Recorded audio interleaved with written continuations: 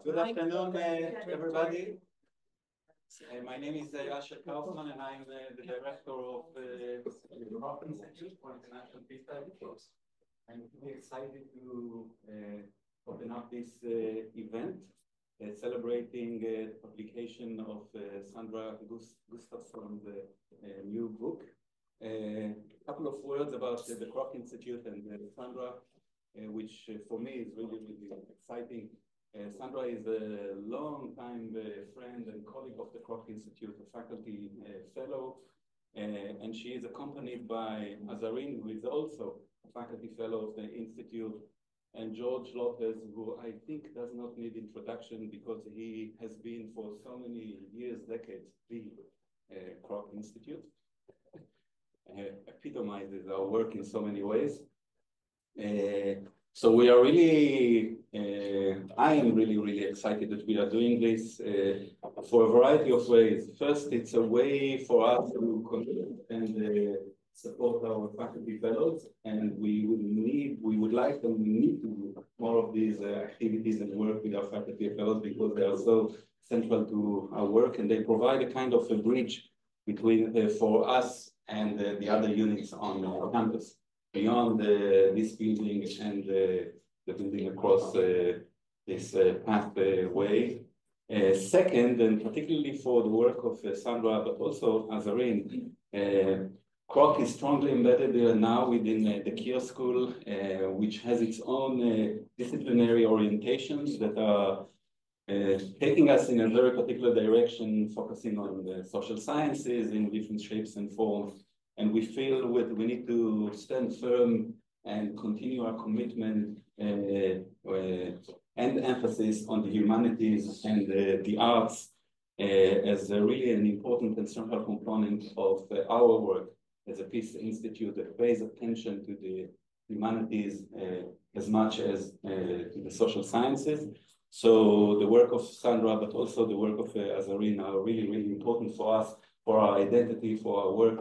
And we are now just embarking actually on a new 5-year strategic plan. And one of the issues that will be central to our thinking about our work for the next few years will be how can we better integrate the art into our peacebuilding work. So just 2 words of introduction. I'll give the floor to George, who I think will facilitate it. I will co-participate, yes. Yes, co-participate, yes. I have to leave for other things. I'm grateful for your attendance and thankful for the 3 of you who are here, and the floor is yours. Please join me in welcoming. Thanks so much. I'll just say a couple of words, actually the commercial announcements.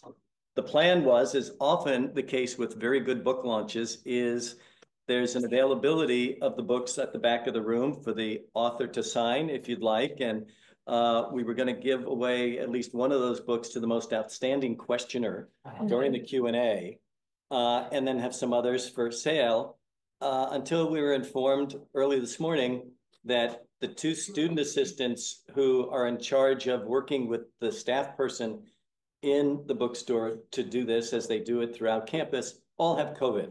Oh. So the moral of the story is stay away from the bookstore for 5 days. Okay, it's replete with bad germs. But when you return there next week, you could purchase, if you choose, as a great Christmas gift at home or others, a good book by Sandra, especially after this discussion will make you very excited about it. But so that's one of the things that we didn't plan on having happen, but it did. So on that. The second thing is, because so many of you in the audience are undergrads and may have class conflicts that take you away by 2 o'clock or something, we wanted to announce that for those undergrads in the room who are interested in peace studies and what it does and how the Kroc Institute undergraduate curriculum operates, there's a great event next Tuesday, October 8th at 6 p.m. in this very room, where the rumor is there's another free dinner, but also an information session on both the curriculum and the courses that are offered, but also the co-curricular events. We have the blessing of the huge finances of the Kroc Institute to bring in some extraordinary people particularly people at the cusp of some of the most difficult conflicts in the world now in the Middle East and elsewhere. So take advantage of that. Don't let classes get in the way of your real education, and come to these co-curricular events. Without further ado, therefore, in this conversation of the three of us, Sandra's going to kick off and offer some remarks, and then Azarine and myself are going to engage with her and one another and ultimately turn it to you. Right. Thank you, George. Thank you. And thank all of you for being here. A special shout out to my students. It's great to see so many of you here. I wanted to add a footnote about the book, which is shamelessly flogging my book here. It's also available in audiobook. And I have not listened to the whole audiobook. I probably should at some point, but the part I listened to sounded well read, and I've had good feedback on the audiobook. So that's an option as well. If you want a link to the audiobook, I'm happy to provide that. So I thought I'd start today by talking for maybe 10 or a little more minutes about the genesis of this book. And it's going to take kind of a looping form. My American literary tradition students know that I, at the moment, I'm not especially engaged by linear histories that move from moment 1 to moment 2 to moment 3, but rather I prefer kind of a looping chronology, because I find that a stimulating way to think about things, and because it seems to me to be the way a lot of us experience reality. So I'm going to start with one originating point for this book, but then I'll give you a few more as I go through my narrative. So I'm going to start the story of peace in the U.S. Republic of Letters by reading a bit from the end of my previous book with the unwieldy title. See if I can get it out. Imagining Deliberative Democracy in the Early American Republic. It's a mouthful. Now, those of you in political science may know that there's a pretty robust both theory and practice of deliberative democracy. It's an approach to democracy that emphasizes people gathering in small groups, a little bit like the New England town meetings back in the day, to share their varied perspectives on a topic of public significance, and to be influenced by one another, to be influenced by the variety of voices and perspectives that are brought together in a deliberative forum, or as the Irish call it, the Citizens' Assembly, because Ireland has really embraced aspects of deliberative democracy pretty robustly. And they've used it to do things like amend their constitution. So it may seem like it's just pie in the sky or historical fantasy, but there are real world contexts where people do this. They get together, they talk with people who are not like-minded, and they respond to concrete public needs in an immediate way. So at the end of this book, I turn to a speech that the Massachusetts Senator Daniel Webster gave in 1825 called the Bunker Hill Monument Oration. This was a dedication of a monument that honored the heroes of one of the first battles of the American Revolution. And it was the 50th anniversary. And people had come together to mark the laying of the monument. And it had become a source of controversy. And one of the main controversies that had been sparked by the Bunker Hill Monument was this question: should we celebrate war in any form, even war for independence? So this was a movement that was this was an argument that was raised by peace activists who were already a pretty powerful voice in the politics of the day. Is it okay, they asked, to have a monument to the Bunker Hill conflict and the Revolutionary War? Should we even celebrate the American Revolution because it was so violent? And Webster took the side of, yes, we should celebrate the revolution. Yes, we should celebrate the Battle of Bunker Hill. But he also said that his peers should celebrate their present moment, which was not a moment of war, which was a moment for other kinds of activities. There was a certain nostalgia for the revolution with what at the time might have seemed like the moral clarity of, you know, being with the patriots and fighting the good fight. But Webster had a different take on the 1820s, and here is what he advised his peers. Let our age be the age of improvement. In a day of peace, let us advance the arts of peace and the works of peace. Let us develop the resources of our land, call forth its powers, build up its institutions, promote all its great interests, and see whether we also, in our day and generation, may not perform something worthy to be remembered. Let us cultivate a true spirit of union and harmony. That was in 1825. And the tenor of that passage, which came near the end of the Bunker Hill Monument oration, was to recognize peace as a positive good, but not something to be taken for granted, not something to be seen as something that is just going to happen in the absence of violent conflict. It requires the arts of peace and the works of peace. And that's what Webster wanted his contemporaries to focus on. Webster, it should be said, opposed slavery and tried to find a nonviolent path to ending slavery. This, of course, did not work out. But it is another facet of this very complicated public figure who wanted to develop the arts of peace and the works of peace. And I find to be a useful touchstone for thinking back to the American 19th century with its tremendous violence and also its aspirations toward finding peaceful modes to resolve conflicts, which were substantial and which had long-lasting ramifications in the world. So more on that later.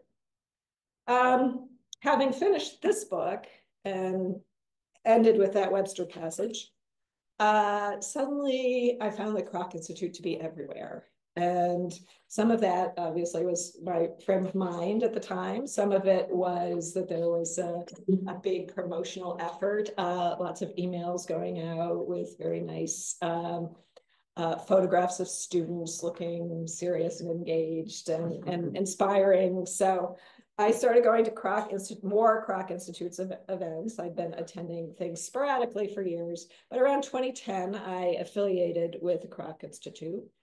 I was privileged to audit George Lopez's class for entry master students one semester, where I learned a tremendous amount of how peace studies as a field is organized, what the main themes are.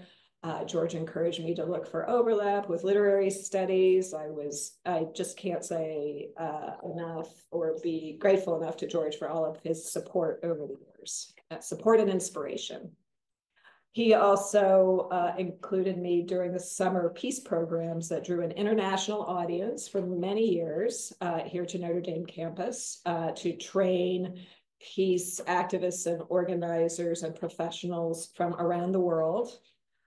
Some other influential figures for my peace book, Kroc faculty, I think all emeritus now, include David Courtwright, whose book, Peace, A History of Movements and Ideas, is a remarkable one-volume study of peace as a record of movements and ideas. It's an unsurpassed volume in my mind for understanding the history of the peace movement. There are many other books on peace history, including Oxford IC, which is my publisher, has just a recent collection of essays giving a kind of snapshot approach to the history of peace, with some overlap with David's book, but I think David's book still stands out for its singular vision that he provides as somebody with tremendous experience in the field, and as a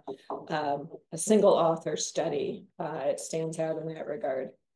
Also, John Paul Lederach, whose work on the moral imagination and the art of peace building I have used in many classes, and also has been formative for my thinking in the research that went into this book. The idea of the moral imagination I find really powerful as something that provides an angle on the things that the arts and humanities can bring to peace studies. And so that has been an important touchstone as well. I was also involved in a series of seminars that led to a volume called Peace Building in the Arts, which Hal Culbertson from the Kroc Institute and Jolyon Mitchell from University of Edinburgh co-edited. Peace Building in the Arts looks at visual arts, literature, and music as contributors to peace building. And I taught a variety of classes for the Kroc Institute over the years, including the one I am most proud of and most enjoyed, and that's most pertinent for the book, a senior seminar called Conflict and Narrative. Now, that class really dug into the issue of how competing narratives can drive real world conflicts. Oftentimes, they're historical narratives that draw on a particular piece of history, take it to the present, and open out to say, you know, this is my story about the past, so this is what should happen in the future. In my opinion, this has become more and more common. And in my preface, I cite the work of Amanda Ripley on the idea of conflict entrepreneurs, people who look for reasons to produce conflicts, turning to the past and drawing some facet of the past into the present to tell a particular story. This happens, I think, constantly. So as somebody deeply invested in the methodologies of history as well as literary studies, I have found it important to put many voices in conversation, to replicate the methodology of the citizens' assemblies or deliberative democracy and take different points of view on a particular issue, and also to locate things in their particular historical setting, something that today we might see as being egregious, like some of the ways James Fenimore Cooper writes about Native Americans. Like back in their own time, Cooper was often cited as being excessively sympathetic to Native Americans, too much in the mold of Jean-Jacques Rousseau and the Noble Savage. So that's an interesting turn of affairs. How do we go from Cooper being too much a friend of the Indians to Cooper being a proponent of Indian genocide? This is a historical question, one we can take up maybe down the road. But for now, those are some of my affiliations with the Kroc Institute. I've been talking for about 10 minutes, so I will just quickly touch on a couple of additional elements that made me receptive to the Kroc Institute. And they have to do with my generation, other aspects of my past. So some of my earliest political memories have to do with protests against the Vietnam War, and subsequently the protests of the spread of nuclear weapons. David Courtwright, whom I mentioned earlier, was involved in both of those causes. These were formative when I was a young person. And I'll just cite one instance. In 1983, when I was an undergraduate at Cornell University in upstate New York, there was a protest at the Seneca Army Depot that got a lot of news attention. This was the Seneca Women's Encampment for a Future of Peace and Justice. It was a women-only peace camp formed to protest the scheduled deployment of cruise and Pershing II missiles before their suspected shipment from the Seneca Army Depot to Europe in the fall of 1983. This was front page news around the country at the time that I was an undergraduate student. I mentioned this with my undergraduate students in mind. You know, these kinds of things that are salient at your moment in life could come back to shape your whole approach to the world. That then extended to my graduate work, my PhD work, where there was a lot of attention to different social movements, political movements in the 19th century United States, abolitionism, of course, women's suffrage, of course, less familiarly, the resistance to Indian removal, which was a substantial movement in the 1820s, but also the peace movement was huge. It was just everywhere. And so much of what I drew on in my book is going back to studying for my graduate qualifying exams and just seeing how every major literary figure, it seemed, was engaged in one fashion or another with the issue of peace and how to make peace into something just on the one hand and sustainable on the other. The most famous instance here, somebody I don't talk a lot about in my book, but it's a very famous example, is Henry David Thoreau's essay, Resistance to Civil Government, where Thoreau describes going to prison rather than paying his poll tax because of his opposition to the Mexican War. Thoreau famously was a big influence on Mahatma Gandhi in India, and then on Martin Luther King Jr. and the civil rights movement in the United States. But his mentor, Emerson, also wrote and spoke about peace. And all of the figures that I included in my book engaged sometimes centrally, sometimes a little obliquely, with the peace cause in one fashion or another. So that's the backstory to Peace in the U.S. Republic of Letters. And now I'll let George and Azarine get a word in. Beginning with Azarine. Okay. Well, thank you, Sandra. I really enjoyed reading this work, and I was really struck in the preface by this notion of the cognitive domain as being the new frontier of war and actually being classified as such. And just thinking about narrative as something that can manipulate, influence, shape, distort, or, you know, change our worldviews and our cognitive perceptions. I wanted to ask you how, you know, because you focus on the novel as a form, and as you're doing these close readings that are about literary history, I was wondering how you might, how you think of the novel as a form that's particularly suited to grappling with issues of state-sanctioned violence.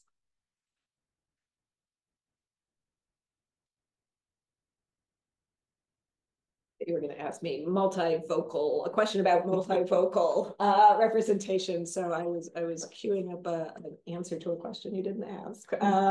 How is it suited to responding to state-sanctioned violence? Well, perhaps I'll start with Helen Hunt Jackson's novel Ramona from the 1880s, which was written shortly after her nonfiction work, A Century of Dishonor, which came out in 1876. It was a record of the US government's treatment of different native tribes across the continent, starting with the colonial period and up to her contemporary moment. Jackson felt that in the year of the centennial, it was really essential for the United States to come to terms with its dismal record of how it treated its indigenous peoples. She went on to write the novel Ramona after writing that nonfiction work, in part to offer an alternative vision for community, religious community, social community. And It's set in California after the Treaty of Guadalupe Hidalgo had taken the Southwest from Mexico and made it part of the United States. She does not particularly idealize the Mexican regime that predated the US regime in the novel. She definitely sees the flaws in Mexican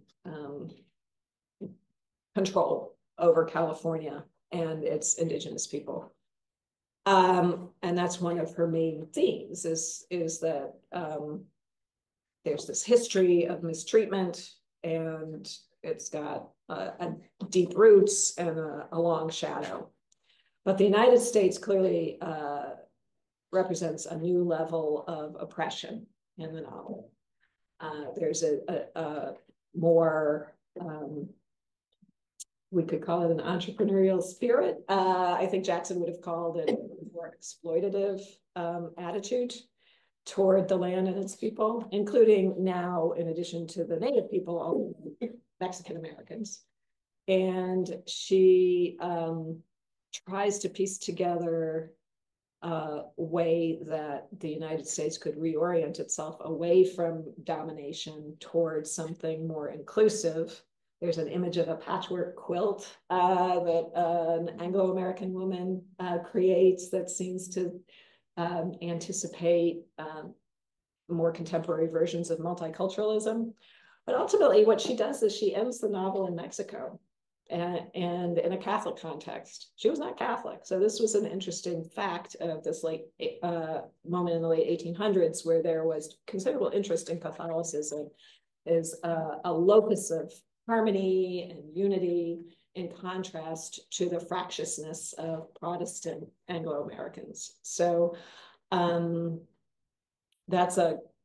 so Jackson is critiquing state violence, the violence of the United States, and prior to that, the violence of the Mexican state. And then she's turning to a religious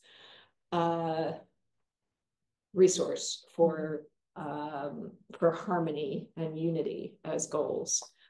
Another novel by Simon Pokagon, a local author, a member of the Pokagon Potawatomi tribe, takes up the issue of alcohol addiction and the ways that whites have kind of led Native young people into alcoholism. And he speaks out very forcefully to the US political domain to resist the impact of the liquor lobby, which has infiltrated both parties, he says, and we need to stand together against the liquor lobby to combat the pernicious effects of alcohol, not only on Native people, but also on everyone, really. So that is another example of how a novelist did that. And that argument is in the late 1890s, right? For this area and for Native Americans and the treatment by the alcohol industrial complex, if you will. Yeah, I mean, it's really interesting to think about the novel as offering like an alternative view of history or a kind of imagined collective futurity that's multi-ethnic or plural, and how that stands at like in contradistinction to some of our kind of founding legal documents. So I wanted to come back to another thing in the preface where you're writing about Lincoln's framing of the Civil War as an act of like divine providence, as a kind of sacred intervention that acknowledged both Northerners and Southerners as sinful when it came to issues of slavery, and sort of this notion of the Civil War as the second founding. But then he also was very neglectful towards what was happening in the frontier regions, as you document in your book, and just the ways in which indigenous nations and tribes were being pushed further and further out, and there were massacres that were ongoing, and there was really didn't seem to be part of part of the discourse in any way, and or about the anxieties of cessation, in the 1860s. So I guess I'm just wondering if, in your own experience of like writing this book, how you felt personally, like looking at these conflicts, right? Or this kind of cognitive dissonance that we have in our history as Americans, where we do have these authors who are engaging with ideals of peace and like a kind of freedom and sovereignty of consciousness and a multi-ethnic view of reality. And then we have these laws in place that are quite oppressive and seem to work directly in contradistinction, they contrast those ideals. And we talked yesterday a little bit about how even in the Declaration of Independence, there is literally indigenous nations are referred to as savages, and that one of the reasons for the independence or the Revolutionary War was because the UK was inciting these savages against the settlers, and that they needed to just kind of suppress them. So I'm just interested, like, how you dealt with, just even as a researcher and as a human being interested in these topics, with like, how do we cope with these conflicts and this cognitive dissonance in our own history? That's a great question. When I wrestle with routinely,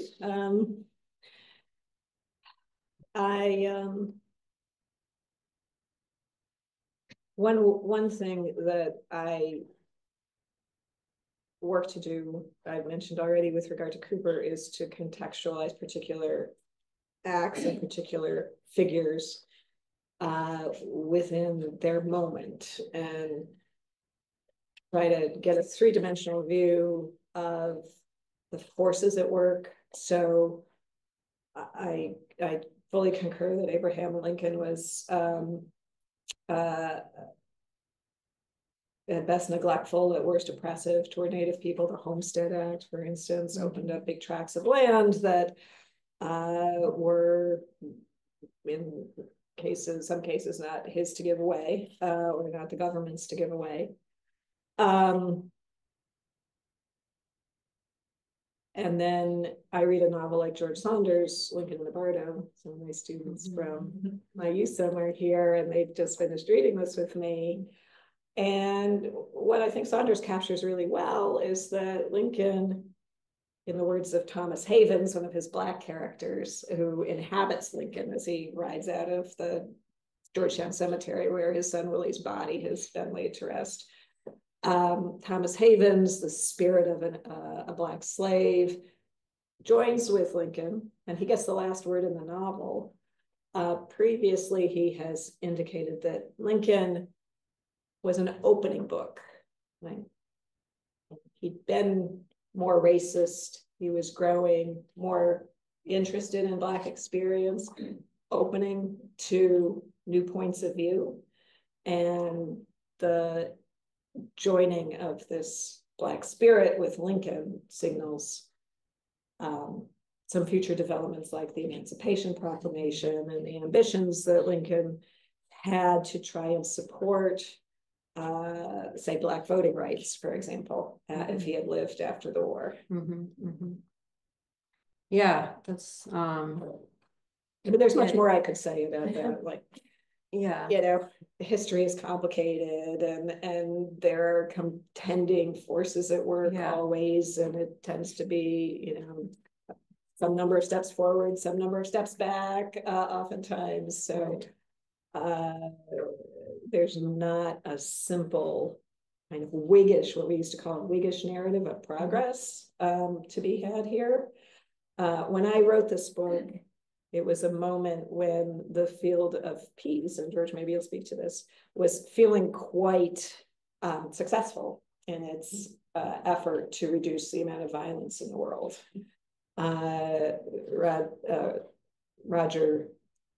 Steve Pinker, is who I'm thinking of. Steven Pinker, the Harvard professor, wrote a book called Better Angels of Our Nature on the historical declines of violence. And he drew on and research by peace organizations showing that there was good evidence that there was much less violence per person in the world today than had been the case 1,000 years ago or 500 years ago.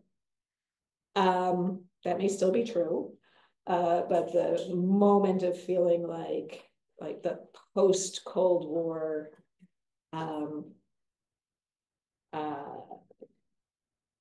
flourishing of peace, that's not quite so visible right now as it was even 15 years ago. Well, we're in a particularly difficult moment. Yeah, I think these fluctuating histories and the way that you're talking about, like, how is the writer received in their own time versus how do we read them, you know, from the present moment when we're removed from their own historical context. It was really interesting the way that you were talking about Cooper, who I admit is a novelist I'm not like very familiar with, just have, you know, just know about. But you talk about the Quaker painter Edward Hicks' Peaceable Kingdom paintings.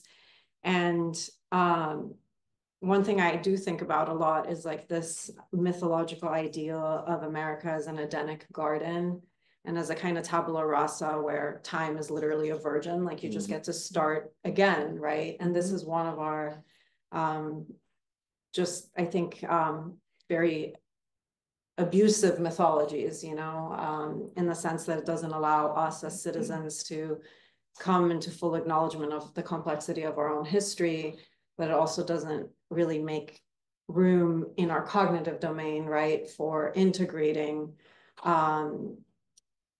sort of communities that have been deeply oppressed by American history. And I was just thinking about the way that Cooper describes, like, on the one hand, he's, you know, empathetic and sympathetic towards Indigenous tribes, and at the time was writing in ways that were humanizing, right? Absolutely. You know, and at the same time, he does also perpetuate another mythology of ours, which is like our dependence on this ideal of the frontier as part of American identity, right? And the anxiety of the frontier disappearing and then American identity therefore disassembling, were that to happen. And I was just curious to hear, like, what were some of the sources that he was using for writing about what was happening on the frontier with Indigenous communities? And also, if you could just tell us a little bit about how the reception of his work has shifted in time, as you mentioned, because I thought that was really fascinating. Yeah, sure, thank you. So Cooper's sources included his life. He lived in Cooperstown, a town what was then the frontier, and it's still pretty remote, founded by his father, William. And his parents were Quakers, which when they really registered, it kind of took me back that he had been raised in a Quaker household. Matty Bumpo, his leading Leatherstocking Tales character, is raised by Moravians, which is another peace church, Quakers and Moravians both espousing nonviolence. But he was not himself a practicing Quaker, but that was his environment. And in addition to his experience with actual Native Americans, there was a remarkably robust interest in Native communities during those decades. There were big glossy books published with portraits of Native figures, Native leaders. There were paintings that were displayed and toured around. And the Reverend John Heckewelder was a particular influence on Cooper. Heckewelder was a Moravian missionary who had spent a lot of time living in Ohio in particular, and recording, as many previous white writers had done, recording Native legends and customs, and Heckewelder was a direct source for Cooper. Yeah. And how did Cooper's reputation change? Well, I don't have a crystal clear answer for this. Sure. I will say a couple of salient points were D.H. Lawrence's critical studies in classic American literature from about 1920 there were a few versions, so I'll just take 1920 as a benchmark, right after World War I. And Lawrence described Natty Bumppo as an exemplary American, hard, stoic, and a killer. Mm-hmm. So that kind of distillation of Natty Bumppo sometimes has led me to wonder if Lawrence actually read much Cooper. I feel that way about a lot of his readings of these American writers. Did he really read Benjamin Franklin's autobiography? Not so sure. Anyway, that was Lawrence, but that was a really influential, hard, stoic isolate and a killer, I think is the full description. Natty Bumppo never stops talking. So this, if you pay attention to what is in the novel, he's not silent, or isolate for that matter. So that was Lawrence. And then Richard Slotkin, Regeneration Through Violence, kind of a landmark study in American studies from right around 1970, about 50 years after Lawrence. And Slotkin advanced an argument in an extended form about how the American experience was profoundly shaped through racial conflict between whites and Indians. And that really is kind of what it boils down to. And then he saw that same white versus people of color unfolding in Vietnam. He made that connection between the Vietnam War and the frontier wars. So those are 2 points for the shift in Cooper's reputations. I have so many questions, but I'm trying to think of ones that link up with what you just said.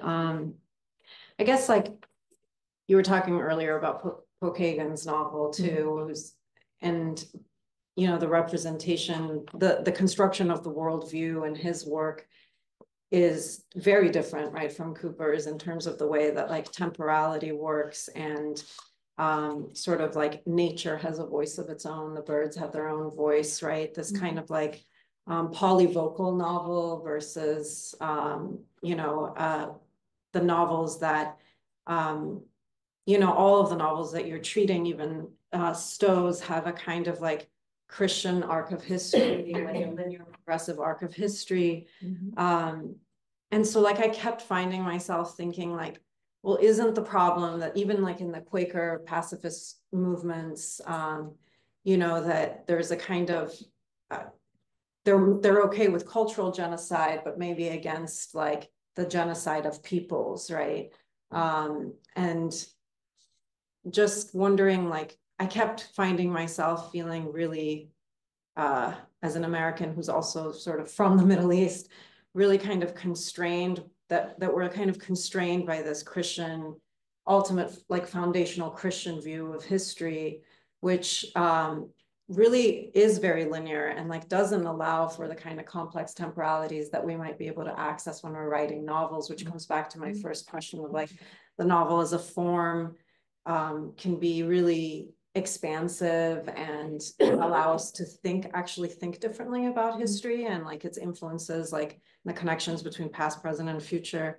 But I guess maybe I'll ask both my questions and you can choose whichever one you want to answer. But one was like a more general one about the international peace movement of the mid 1800s and the ways that it ties in with literature. Like, I'm sure like your students would love to hear about that specifically, like with the Victor Hugo moment. And so if you can maybe talk a little bit about that. And then when it comes to this like Christian view of history, which I think comes up in the peace movement as well, I'm drawing distinctions between like military domination and killing people versus colonial expansionism as a civilizing project, right? And yeah, again, like what we think is like good peace work now is different from what people may have thought of then. But if you can speak to that a little bit. And then there's Stowe's Uncle Tom's Cabin, which I think takes a more critical stance towards white America in comparison with Cooper. So wherever you want to start. I know that's a lot to throw at you, but. Yes, and I'm afraid your second question chased out the first question. So I'll start with a question about Christianity and the historical arc. I guess with Stowe as an example, she, in Uncle Tom's Cabin, calls on a revision of Christianity to be more encompassing, to be more embracing of non-Europeans, which is a strand that, as my survey students know, goes back at least to Roger Williams. So there's a significant presence of that in Euro-American Christianity. But there's also a significant presence of Native Christians like Samson Occam or William Apis, to Native writers that we've just been studying in the survey class, who take Christian ideas and use them to pretty different purposes. If you look at William Apis as an Indian's looking glass for the white man, he has a lot to say about white failings. And he says Jesus was Jewish, and peoples of color vastly outnumber white peoples. And if we put all the crimes of whites on white skin and other people's crimes, the white crimes would just, you know, vastly outnumber anybody else's. So there are these different strands that Apis often evokes liberation theology, for instance, more contemporary versions of Catholic and Christian theology. And also there's a kind of a syncretic dimension, drawing Native traditions together with Christian traditions. So that answers a little bit of one of your questions. No, that's really interesting. I think, like, to think about these, you know, alternative practices or, you know, perceptions within the Christian movement or the Quaker movement. I think one of the more hopeful moments for me, like, you know, because it's sort of like you said, it's like the spiral. There's these efforts, but then there's also like simultaneously all this violence happening, right? But I found, like, towards the end of the book, when we were talking about sort of 1877, the end of Reconstruction, which we know was, you know, failed to a great extent, and there was the Jim Crow laws and Indian removal and Indian boarding school policies, sort of like this notion of kill the Indian, save the man. But then you talk about, like, the work of Tourgée and his definition of Anglo-Saxonism versus Chesnutt's definition, and then the ways that those writings, along with the writings of like Frederick Douglass and W.B. Du Bois, actually do end up having a direct impact on our laws, which I was like, okay, here I can see like a direct link with Plessy versus Ferguson, and then later with Brown versus the Board of Education. So I think maybe that might be my last question. So it's a more optimistic one, I suppose. Yeah, I grew up, well, my father grew up not far from Albion, Tourgée's home on Chautauqua Lake, and I was stunned to find out that this man who had framed arguments that were influential for overturning segregation in Brown versus Board of Education had been right there, you know, in a small town, these little nooks and crannies of American history and experience that are easy to overlook, but hugely important for advancing in a positive direction. Thank you. Thank you both. I'm going to just offer a couple of observations and turn it over to you. The first is kind of personal in the sense that before I came to Notre Dame in 1986, I had the lovely experience for 11 years at being at a small Quaker college, Richmond, Indiana, Earlham College on the other side of the state. And I was there the first day, get out of my car in the parking lot, walk about 50 feet, and there's this huge statue, and it says, John Woolman. And I thought, ooh, must have been past president of the college or something. But no, in Sandra's book, it really gives the picture of what Woolman was like as an influential force in Quakerism. And I think building on the work of William Penn, you know, most people in elementary and high school learn about, you know, William Penn and his influence on the creation of Pennsylvania, safe place for Anabaptists, particularly Quakers, to live, et cetera, that this interesting minority in American religious dynamic had such an outsized role in both the ending of slavery, opposition to war, and Azrain asked about the European linkage. The European linkage becomes very, very important in the 19th century because of the transnational character of things like American Quakerism. And so where the book ends just before the 20th century, by the early first 20th century, we have the creation of the International Fellowship of Reconciliation and various other kinds of things based in Europe, but with deep contacts with Americans. And that international dynamic is kind of interesting. Fast forward to someone like John Paul Lederach here, and being part of Sandra's experience and the experience of lots of our students. One of the things Lederach said is that even though he was a Mennonite, one of the other peace traditions, the International Catholic Church has an interesting opportunity to be a great force for peace because it's vertically and horizontally linked to leadership. That is horizontally present in so many cultures, particularly cultures that have been at war for a lot of time, but also vertically within certain countries, particularly countries that have had a lot of internal war, because a lot of the regular folks and peasants and oppressed are Catholic, middle sectors are, and leadership particularly are very strong with their conservative bishops, which reinforce their repression or other kinds of things. So if you wanted to bring peace, you have to get the church to understand in its verticalness how its horizontal best ideas can contribute to that. We saw it in Colombia. We're seeing it now in the Philippines.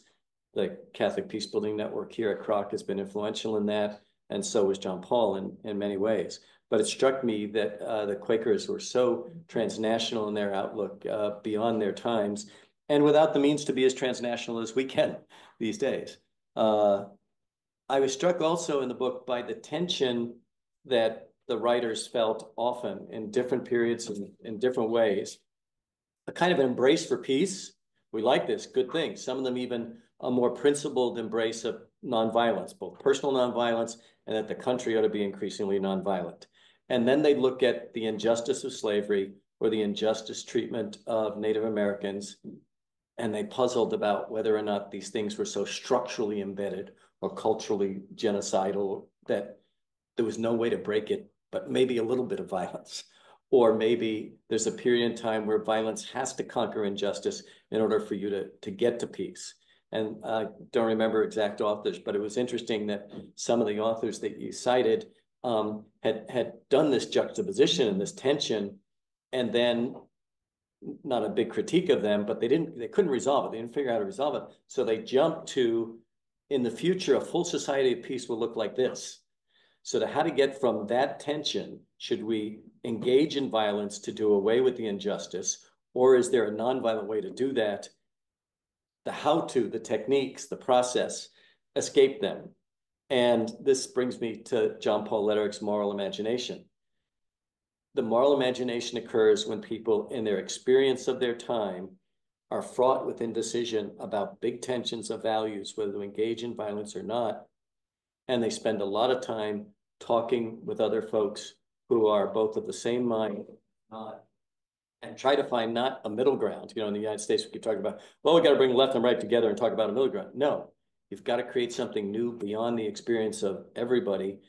And that takes a value grounding, a search for a future, and inventing that future. That's the invention or imagination part. I thought that was interesting. I want to turn it over to you, but how many people in this room are either political science or international relations people? Proudly raise a hand. Yes, okay. One or two, sort of almost good. One of the things that I found, a little anecdote here about the book, is a number of these authors in the 19th century give us major principles of international affairs that endure to this day. One of which is the creation of Lieber's Code of War in 1863. If you're in ROTC and you're in war law and ethics and some courses like that, one of the first things you do is learn how do we begin this distinction between civilian casualties and those who are personnels in war, and how does that get, Lieber's Code begins that in 1863, goes on to lead to the Geneva Conventions and various other things that we still worry about and study. The discussion about the Alabama claims and the search for reparations, that has huge implications across lots of areas, but also how in trying to find out how do we get to peace, there's a school of people who write about liking the notion of arbitration. Let's turn our dispute over to some institutional authority, like an international court of justice, and let them decide rather than states going to war. And I don't know how many times you may have heard in the general political area, not just of your political science, but somebody critiques somebody else on a news program who advocates something and say, that's a fool's errand. Or at least I've been critiqued a number of times for writing about fool's errands. I found out and did not know that Albion Tourgée writes this pamphlet, A Fool's Errand, and then the subtext is by one of those fools. And he was writing about other kinds of things, but that's a phrase that endures very, very much to this day. There's probably 4 Notre Dame faculty in political science that somewhere in their history of writing articles has it as a subtext, a fool's errand for making peace with whoever or whatever. Anyway, that's enough from me. Challenges to the author. I mean, it's the one time without consequences you can grill your professor, because those of us here will stand by you that it was a legitimate question and dig. But also other people who have questions, including obviously those of you who didn't read this, but something ticked off in your head from the comments of any of the folks up here. The floor is open. I can start, Professor. I'm curious if you and your research think that letters of peace provide any insight today on how modern forms of correspondence like social media can provide insight and how to use those forms as a method of peace rather than divisiveness, which it is often seen right now. That is such a great question, Alex, and I am not the right person to answer that, but there is a member of the Kroc Institute faculty who is perfectly poised to address that, Professor Lisa Shirk, who has recently joined the Kroc Institute after an extensive career writing about peace building through literature and the arts, and then she turned her attention to social media, and now she's doing AI. George, you know a little bit more about this than I do, I imagine. Would you want to flesh that out for us? I think one of the things that has become clear is that there are some prior eras, certainly in the 19th century, where the longer treatise is what people use to convey, either through novels, through fiction, a set of conditions that's meant to spark in the reader a more confrontation with difficult issues that are unresolved in the social or political realm. That has shrunk in many cases to the op-ed and to other things when we were dominated by print media, or the pamphlet or the fiery speech that can go down in history. And now it's clearly in the realm of social media, which leads us to think that if you're going to be persuasive about peace and other things, you better be able to put it in 60 words or less. But also to be able to follow it up with logically related kinds of things through the medium that dominates social media. Some of those things will have grounding in larger treaties, etc. But I think it's more prominent earlier in Europe than it is here. And some of that I attribute to the notion Sandra referred to earlier that in her earlier days in college, so many of the literary people were critiquing the war system, the Vietnam War, the arms race, etc. And over time, since the 60s, the university, throughout many of its fields, has become understood or forced to be or chose on its own to be this center of discussion within itself. And society likes a little bit of a distance between the social and political realm and what goes on at the university. That's why we called ourselves being in ivory towers. In Europe, that never existed. There's no distinction for being at a university or in a research tank and being part of what we call the public square of dialogue about things. But if you're on a news program, somebody says, Professor so-and-so from here has just written a book about this. So you have the book, which kind of is part of the ivory tower dynamic, but you do get on the news program. And maybe you have your own blog and people follow that. We have more distinction, I think, in this country between the world of letters and positive, direct action and thinking about peace than they do in Europe and elsewhere. I don't know what you're thinking of that one. About the differences between here and Europe specifically?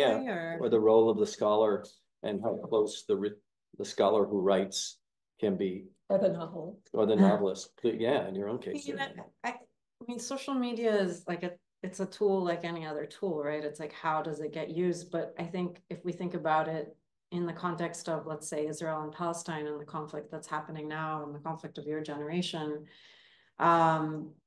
there is a lot of like censorship and controls put in place for discourses that acknowledge the occupation in Palestine, or that are, you know, people who are vocally anti-occupation and really concerned with, you know, what the International Court of Justice is actually called. It's, you know, we can be persuaded to think of as genocide.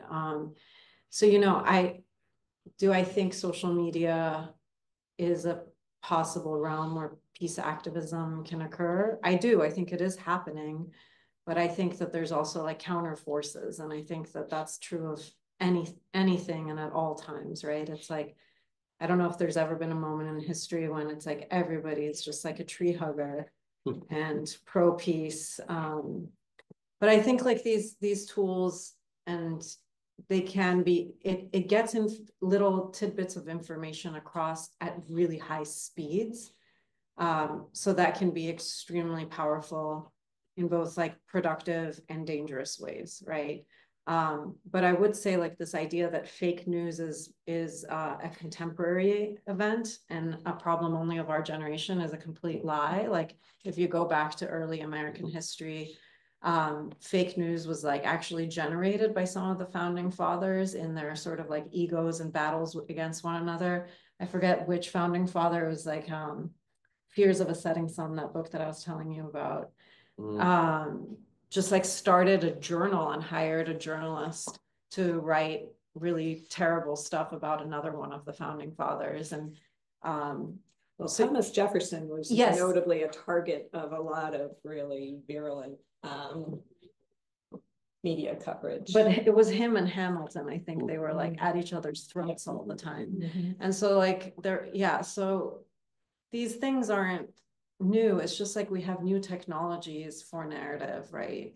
But the way that I look at it, like our neuroses as human beings is kind of fixed across time and space, right?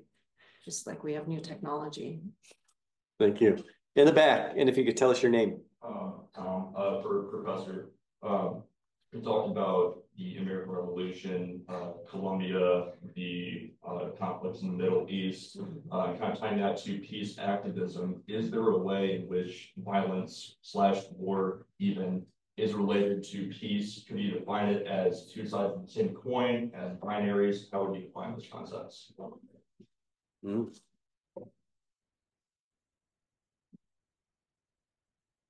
I wouldn't define them as binaries. And here's one of the core things I learned from my studies with George and other peace scholars and incorporated in my book, which is that there is a conceptual distinction in the world of peace between negative peace and positive peace. So negative peace is broadly defined as the absence of active violence. There can be a lot of injustice, a lot of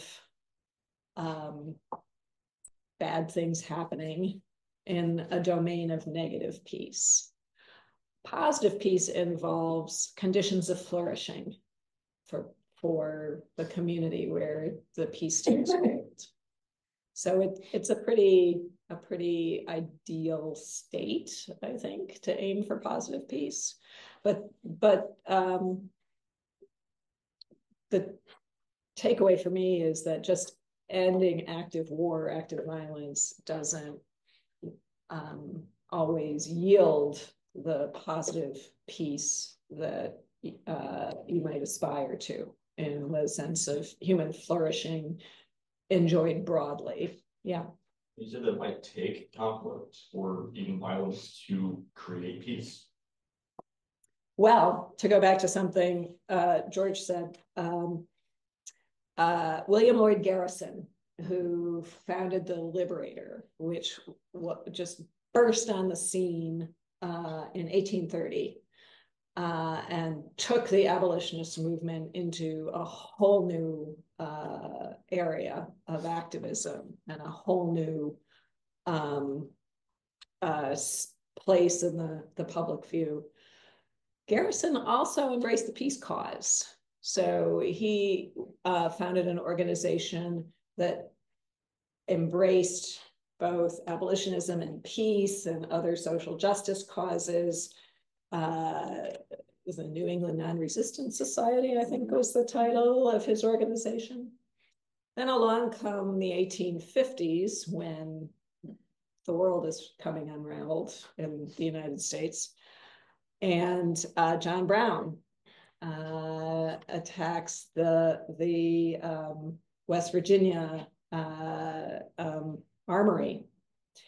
And Garrison has to figure out what to say about that, because a lot of people were horrified by the death, but also understood John Brown's messianic impulse to try and spark a conflict to finally bring an end to the slave system. What Garrison said about that is sometimes, along the lines that you asked, sometimes you need transformative, even purgative act of violence to lead to a more just and positive peace. And so he embraced John Brown on those terms pretty explicitly. And you see, I think as Irene mentioned, Lincoln's second inaugural in her opening remarks. You see that language of sin and the need to purge sin, and those are clear messages in Lincoln's second inaugural as well. That the violence has a purpose in his view. So would I want to say that about a particular conflict now? Not without a lot of time to think about it, but there is definitely a history of the idea that you need a violent conflict in order to have a refounding, a second founding, as is often said, of the United States after the Civil War. And if I could take a crack at that from probably the contemporary peace studies approach of the last 25 years or so, conflict is integrated to the human experience. You can't eliminate conflict, but can you change the ways that conflict is managed and potentially resolved or transformed so that violence isn't the solution of it? Because the history of violence being the solution to conflict is it leads to often more cycles of violence and more dimensions of conflict and injustice that yet to be resolved. And how will they be resolved if your only way of doing it in the past is violence? So anybody own a Slinky when they were growing up? Somebody put one in your Christmas stocking? John Paul Lederich has a great example of stretch out the Slinky. That's the peace process. That's getting from conflict that can be managed without violence in a way and getting like a little bit forward, but then if you swing it the wrong way, a little bit backward, back and forth. It's not an either or. It's not even a continuum. It's a continual cycle of learning and developing and growing that a greater amount of the injustices and violence can be managed through other systems of people engagement with one another.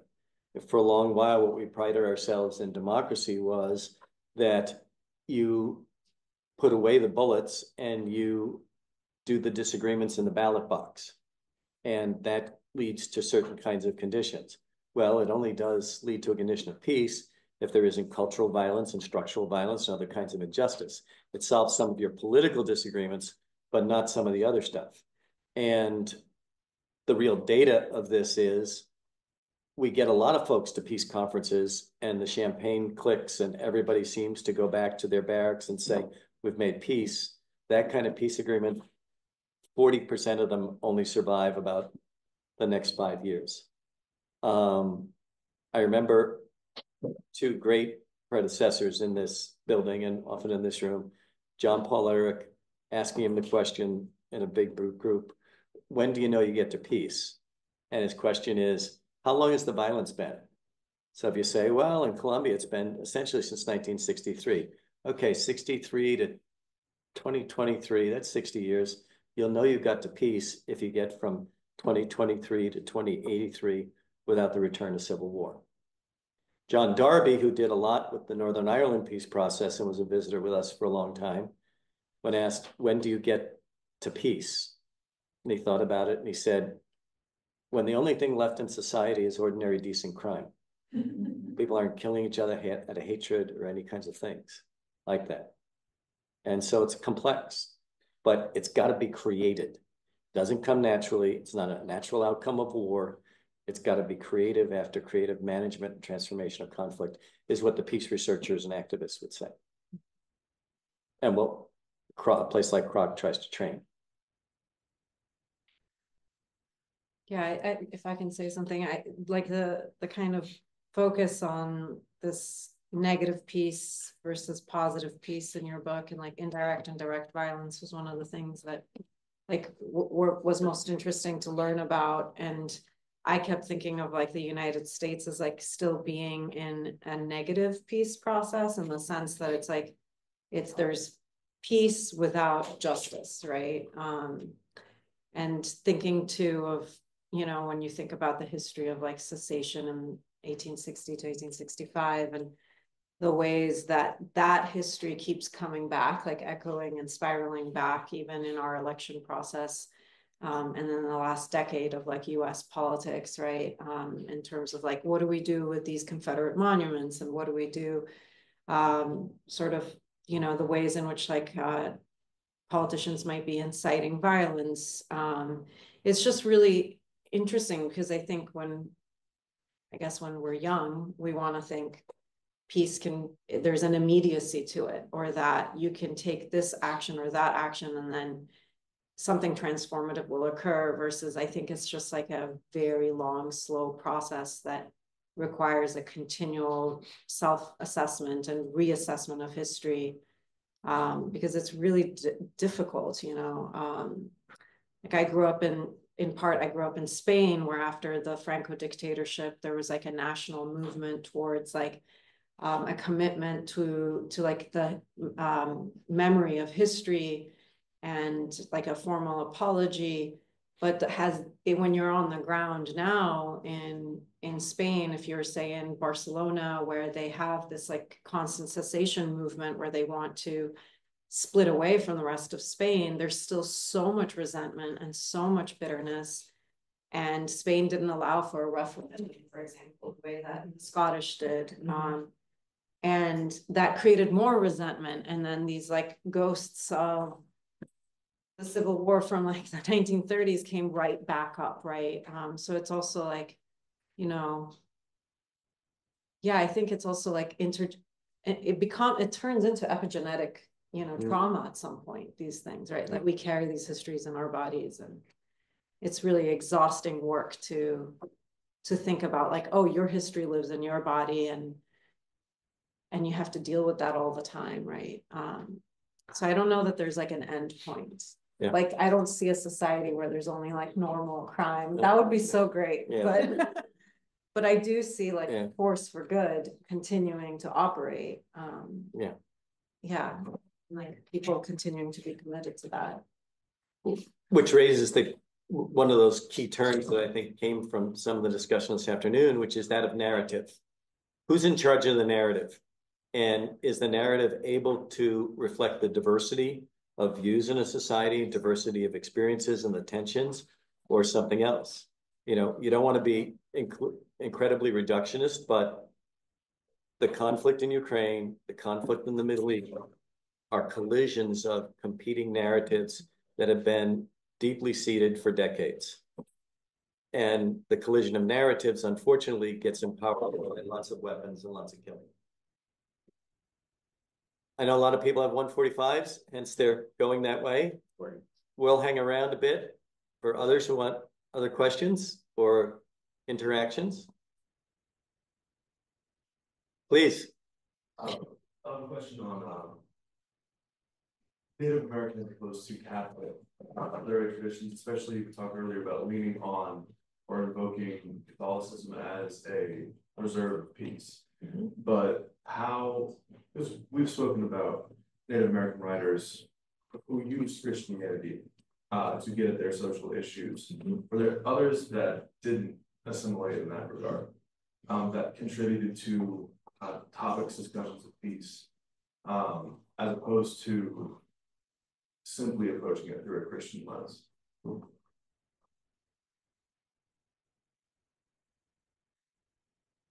That's a great question, Quinn. And it's a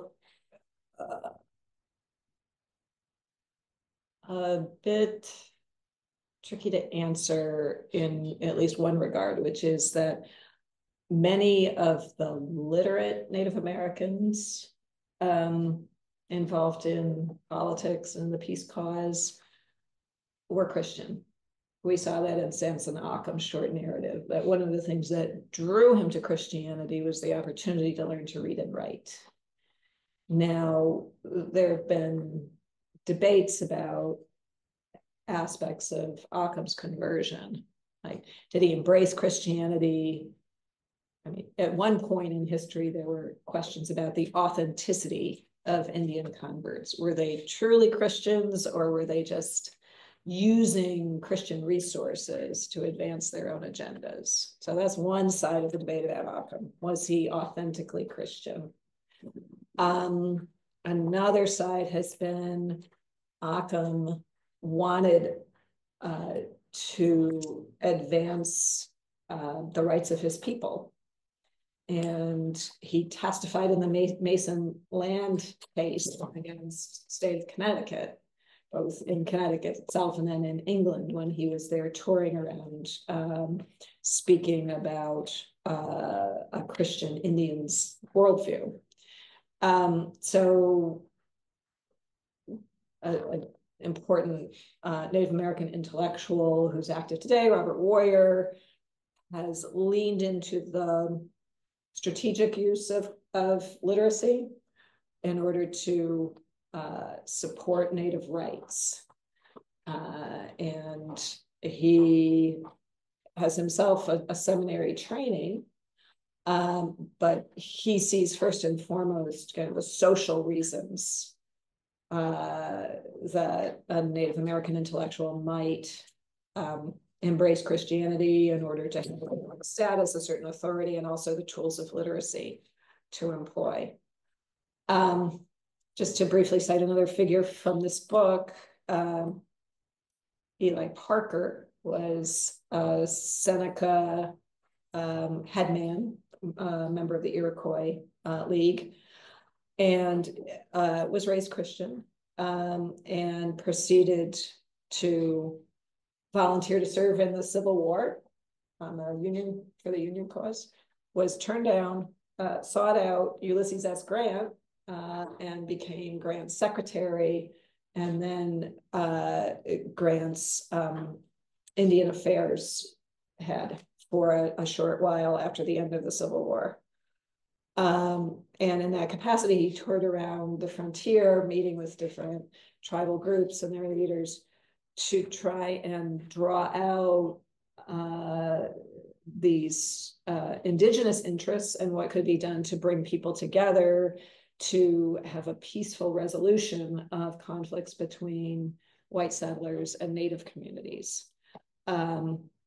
Ultimately, his efforts were undermined by white Christians who resented his approach, resented his authority, resented the resources that he was taking away from their people, because there was a lot of money at stake in being Indian agents, and taking that away from whites and investing more agency and authority with Native groups was threatening. And so he didn't serve, I think, just 2 years in that capacity before he was basically forced to resign, which is a tragedy. It was almost 100 years until there was another Native American Indian head of Indian Affairs in the U.S. government. Now we have Laguna Pueblo Secretary of the Interior, So that's a pretty remarkable thing to take note of. And someday maybe I'll tell you about Leslie Marmon Silko, a Laguna Pueblo Indians novel ceremony, which has a really strong connection to the peace cause. She published that novel in the mid-1970s, and it's still widely taught and written about. There's a book that came out not so long ago by Ned Blackhawk, The Rediscovery of America, which retells U.S. history centering Native Americans and indigenous tribes. So I think that I've just started reading it, and I think he does talk a lot about how like there's this idea that there isn't enough information out there to reconstruct history from the perspective of Native peoples, in part also because of what you were saying with like being oral history cultures of like with oral history traditions rather than written traditions, but that in fact there were a lot of like ways that those histories were documented and recorded, and that could be recovered and that, you know, recentered in our understanding of American history. So I highly recommend that book. And if you go away for a long weekend, that's the book to take with you. It's, at least I found it mesmerizing for the things I never knew, and just also the number of times the light bulb goes off in your head and saying, oh, of course you could look at that way. A friend who I have who teaches high school over in Chesterton is a social studies teacher. I showed the section on, gee, he's not talking about Thanksgiving the way that American students will learn about Thanksgiving, and look at the narrative and look at the complexity and stuff like that. And he said, yeah, will you pay me after I get fired? So there you are. On that note, I would want to add a little bit of a coda, which is that it I think needs to be said that there is a huge, rich, archivally complex body of Native American history that's been produced over 5 or 6 decades by leading scholars. So one of the reviews of Ned Blackhawk's book that I read said, in the early part kind of glosses over a lot of scholarship that people have published. There has been, especially in the early American period, just a very robust and substantial effort to create literature of Native American history. So that's also out there. His more current stuff, I think, is like after the Civil War, I think, is when there may not be quite as much Native American history available, and that's where he kind of picks up and tells an important part of the story. Well, thank you all for coming and staying the whole time. And please feel free to come, and if you want to talk with any of us a little bit more, we're here. But as we mentioned at the start, if you're an undergraduate thinking at all about, gee, I want to look more at this peace studies thing, October 8th is the time for you to come to a 6 p.m. meeting and dinner in this very room. Thank you all. And thank you to our